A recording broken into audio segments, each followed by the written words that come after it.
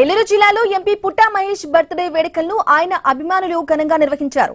AP Yadava corporation director Penuboina Mahesh Yadav ఆధ్వర్యంలో వేడుకలతో పాటు పలు సేవా కార్యక్రమాలు నిర్వహించారు. మరో వారం రోజుల్లో పుట్టా మహేష్ క్లీన్ చిట్ తో ఏలూరు వస్తారని అన్నారు.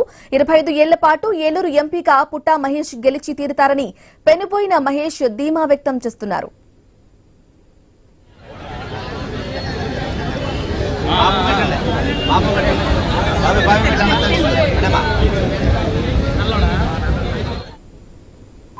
మహేష్ కుమార్ గారు ఎటువంటి డ్రగ్స్ తీసుకోలేదని చెప్పి ఆయన చెప్తున్నారు. ఏలూరు పార్లమెంట్ నియోజకవర్గ ప్రజలందరూ కూడా మరి ఆయనతో మమేకమై నమ్ముతున్నారని చెప్పి తెలియజేస్తున్నాం.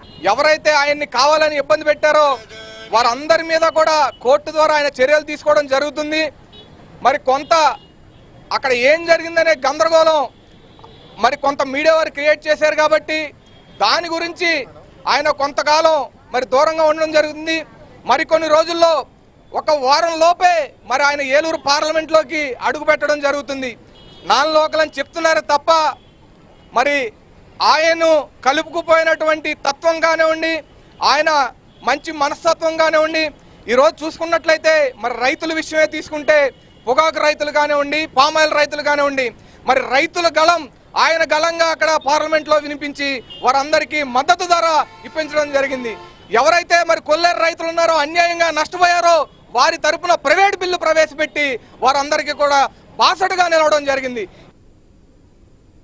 జగిత్యాల జిల్లాలో అమానుషం చోటు